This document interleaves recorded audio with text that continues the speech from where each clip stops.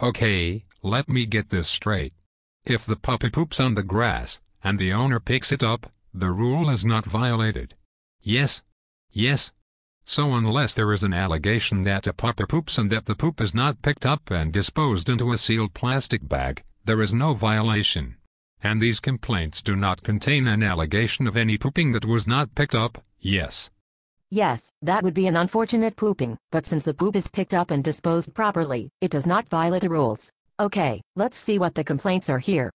But first, I have to say that this chopped liver is great. And this chicken soup and matzo balls is just to die for. You have to give me your recipe. Oh, that's my grandmother's family recipe. We have it every year at Pesach. But let's get back to the letters. Okay, let me see. On June 12, the first letter complains that, my second issue is, okay, this neighbor has a lot of issues. Bunch of mashuganas and their mishagas. So, let me see. On Friday, June 11, at about 6:40 p.m. I was again in front of my house walking out several guests, when Mr. Fish came walking down Hamlet Drive. At the time Mr. Fish was walking with his two little white dogs. Gee, I bet those two little white dogs are very cute. Yes, Bella and Brady are very cute, very, very cute. The problem is, the letter goes on, Mr. Fish was walking his dogs on my neighbor's lawn. And then proceeded across the front of my lawn and then onto the lawn of redacted Hamlet. Okay, the letter complains you were walking the dogs across the lawn. But this was not against the Hamlet rules in June. And did the rules actually change? I don't know, but clearly in June, walking on the lawn was not against the rules. Okay, the letter continues, Mr. Fish, seeing me in front of my house did not have the sense or decency to remove his dogs from my lawn to the street. To me this is a sign of total disrespect to me and the rest of the community. This is not the first time this has happened. It's an ongoing problem with him. I do not have anything against animals, and I am a dog owner myself and I do not let my dog on my lawn.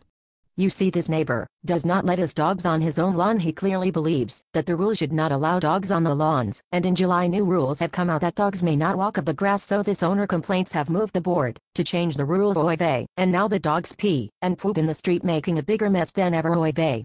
But that's another story. But for now, it is not fair to assess a fine on rules that did not exist yet when the complaint was made, and then the letter goes on about his other issues. My lawn has its own issues, and I do not need my neighbor's animals making it any worse. As you can see, I have CC'd some of the board members because these issues are concerning. I have lived in this community since the beginning and these two issues won't go away. It really is time for people to become respectful of their neighbors and the community in which they live. So you see, in this first letter, the neighbor is complaining that the dogs are on the lawn, on the grass. But this is not against the rules.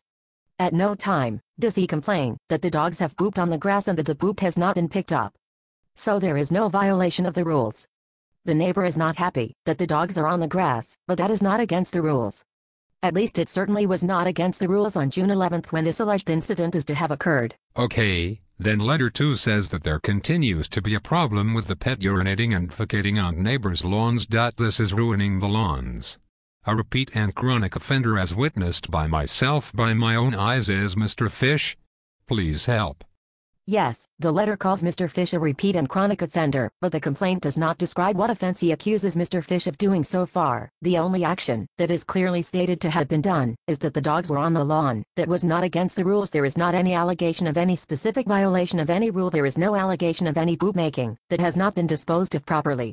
And that is what would be against the rules. Okay, the third and final letter, which prompted the second letter from the board, states that on July 9, grass problems continue from dog urination.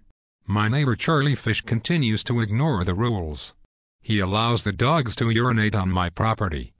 Okay, on July 9th he writes a letter. In the first letter, he states clearly on June 11th such and such happens, but such and such, namely walking on lawns, is not against the rules, and now the letters alleges that Mr. Fish continues to ignore the rules. He allows dogs to urinate on my property. Now, the rules do not state that dogs may not walk on his property. They do not state that dogs may not urinate or dogs may not defecate and poop. They do state that if they urinate and defecate and poop, that the waste must be picked up. and there is no allegation made that at any time there is any dog waste not picked up. And as far as this neighbor complaining that grass problems continue from dog urination, I think that this is the neighbor's opinion perhaps, but as he stated in his first letter, my lawn has its own issues, and I think this neighbor has his own issues, but these letters do not even allege that at any occasion any dog waste was not picked up. There is not even an allegation of a violation of the rules. Okay, so this neighbor has his grass issues and he would blame some of them on the dogs?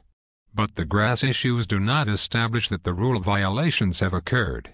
And no allegation of rule violation, that is, no allegation that the dog has pooped on the lawn and that the poop has not been picked up in a sealed plastic bag, as the rules require.